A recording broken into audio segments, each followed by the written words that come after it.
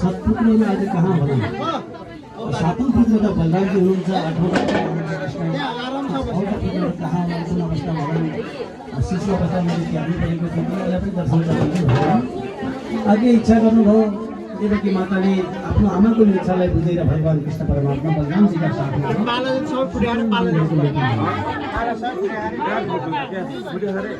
राम राम प्रभुयात्मन कृष्ण योगेश्वरी वेदाहमान विश्व श्रीराम विश्व ब्रह्माण्ड धारण गर्नेवाला परमात्मा हो। त्यहाँ आगमन भएको छ। बलिए देख्न लागे, बलि राजाले स्वागत गरे कृष्ण बलराम दुवैलाई शीतल लोकमा जाँदा। हे प्रभु, आज हजुरको आगमन किन भएको छ? कृष्ण बलराम दुवैलाई स्वागत गर्दै भन्नुभयो। कृष्ण परमात्मा आज्ञा गर्न लाग्नुहुन्छ कि मेरा दाजुहरू षड गर्भ जो रहेका छन्, 6वटा गर्भ तिम्रो साथमा छन्। यहाँ मेरी माता रहेकी देवकीलाई बुझाउन चाहन्छु, त्यही गरेर लिन आएको हो। प्रभु लगी बक्सोस्। संसार हजुरको छ भनेदेखि 6वटा गर्भको के कुरा भयो प्रभु? यहाँ सुरक्षित छन्, हजुरले लगी बक्सोस् भन्दै 6 पुत्रहरू थिए देवकीका। मृत भएका ती 6वटा पुत्रलाई नै भगवान कृष्णले लिएर फर्कन लाग्नु। वास्तवमा यी 6 पुत्रहरू जो थिए जसको नाम स्मर उद्गित परिस्वङ्ग पतङ्ग छुत मित्र घृणी नाम गरेका 6 पुत्र थिए। अघि कुनै समयमा मरिची र उणाका गर्भबाट जन्मेका यी बालकहरू रहँदा अवस्था कुनै समयमा ब्रह्माजी र सरस्वती मातामाथि उपहास गर्न लागेछ। सरस्वती मातामाथि उपहास गरे, ब्रह्माजीलाई पनि गिल्ला गर्न लागे। बाबु छोरी भएर तिमीहरू एकै ठाउँमा एकान्तमा बसिरहेको छ भनेर हाँस्न लागेछ। ब्रह्माजीले सुन्नुभयो यो कुरा। तिमीहरूको मन ब्रह्माजीको उपासना गर्दै गर्दा हिरण्यकश्यपले देखेछ। अनि हिरण्यकश्यपले भन्न लागेछन् कि दैत्य कुलमा उत्पन्न भएर पनि तिमीहरू भगवानको भक्ति गर्छौ, यो त राम्रो भएन। तिम्रै पिताको हातबाट तिमीहरूको नै मृत्यु हुनुपर्छ। फेरि श्राप दिन लागेछ हिरण्यकश्यपले। ब्रह्माजीबाट पनि असुर योनिमा प्राप्त हुनु पर्यो, पिताजीको हातबाट मर्नु पर्छ भन्ने श्राप प्राप्त गरेको आज हिरण्यकश्यपले फेरि त्यही श्रापलाई दोहोऱ्याइदिए।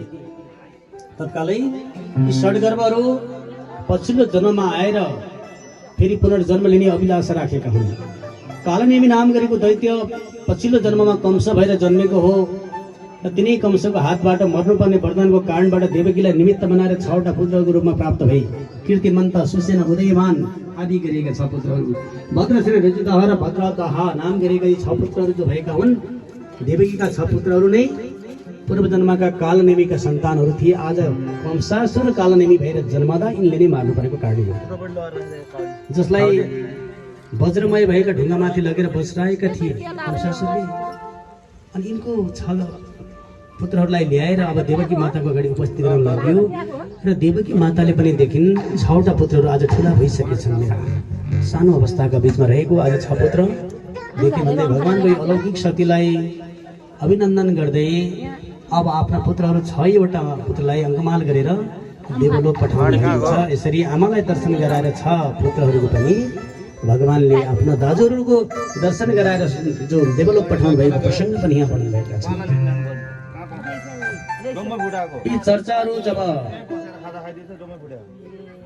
राजा महाराज परीक्षित प्रश्न गर्न लाग्नुहुन्छ, ब्रह्मन् वेदोदमीक्षामा स्वसारं रामकृष्णयो यथोपयवेह विजयो या ममासित पितामही। राम र कृष्ण जसलाई भन्छ राम भनेको बलराम, कृष्ण भनेको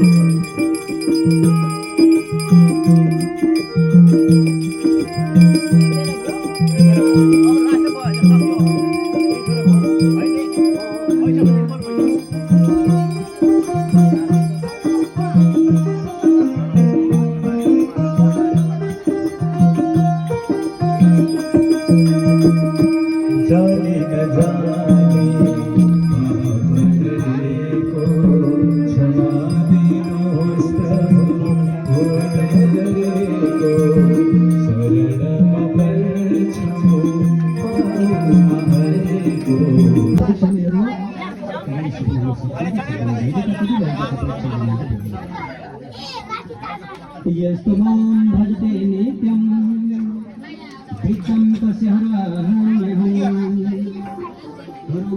मम विच्छेदना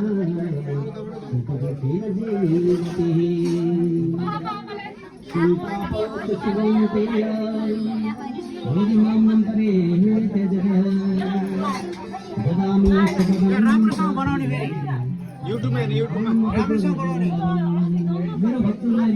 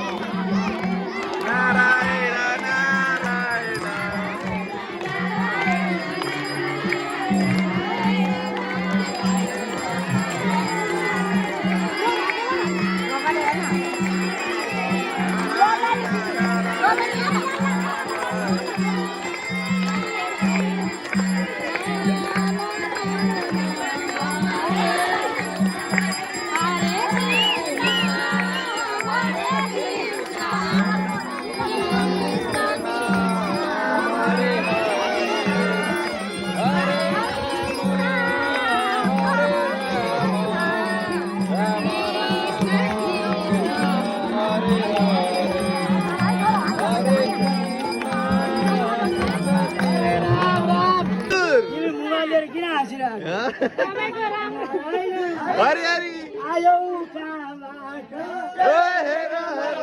आयो काबाट आयो काबाट आयो काबाट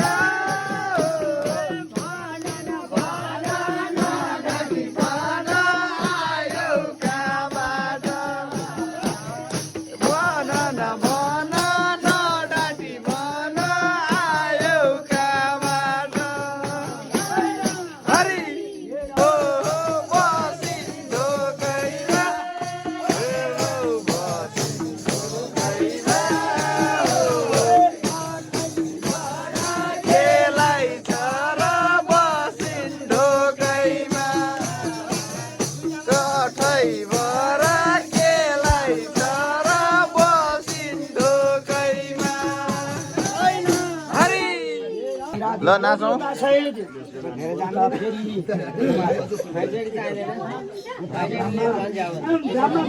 होइन पानी भयो लिएर नाचिनु हुन्छ गोकुलको दरबारमा राधा कृष्ण नाचेको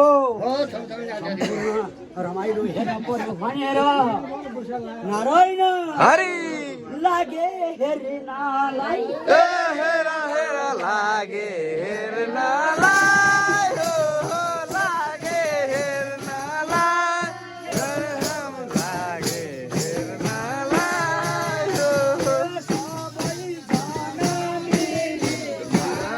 लागे हेर्नलाई सबैजना मिलिकन लागे हेर्नलाई हरि